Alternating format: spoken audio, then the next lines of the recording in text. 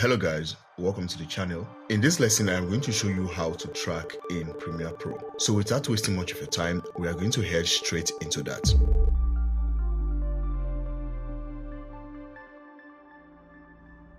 So right here on my timeline, I have this video clip right here.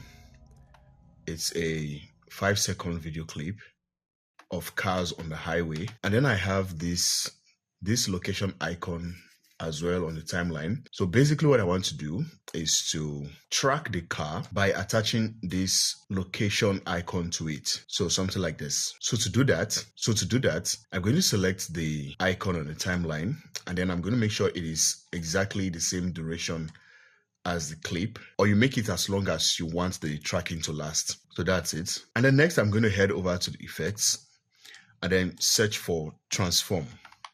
So right here I have the transform effect. So I'm going to simply click and drag it on the image. That is the icon. So after doing that, I'm going to head over to effects controls. So if you don't have your effects controls panel open, you can head over to window. Make sure that your effects controls is checked. And then within effects controls, you're going to head over to the transform effect. So I have my transform effect right here. So basically what I'm going to do is to keyframe this icon, adjust the positions as the car moves. So if you want to learn more about keyframe, you can go ahead and check out our previous lesson on keyframing in Premiere Pro. You can click on the link up here or down in the description. So the first thing I'm going to do, I'm going to adjust the scale of the image. So I'm going to head over to scale, and then I'm going to add a keyframe right there.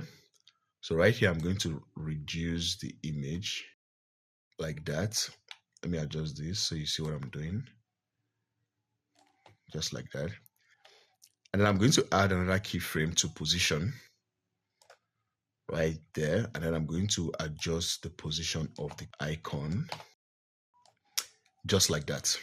So let's increase this back again so that I will be able to at least see the timeline.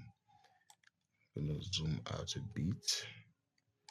So what I'm going to do is to add a keyframe and make adjustments to the icon at every 5-frame mark. So I'm going to move 5 frames ahead, add another keyframe, and then make sure the icon is positioned at the top of the car. So to move 5 frames ahead, I'm going to hold down my shift key on my keyboard and then press the arrow key. That is the forward arrow key or the right arrow key. So this is 5 frames ahead of the last keyframe.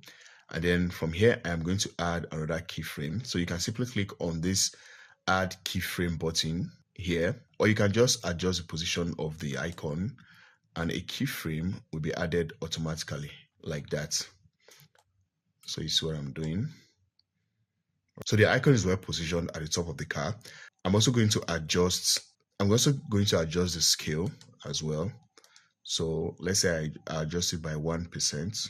So let's make this 19.0. I'm going to click on OK or the enter key on my keyboard.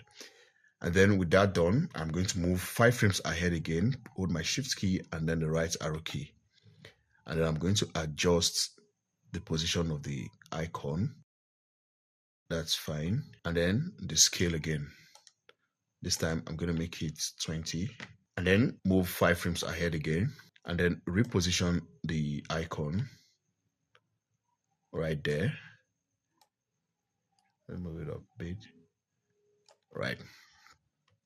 And then the scale, I'm going to adjust that to 21%.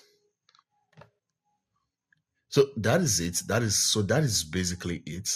So all you need to do is to keep moving 5 frames ahead and then adjusting the image exactly how you want it to be. So that is how tracking works. So I'm going to speed this up a bit.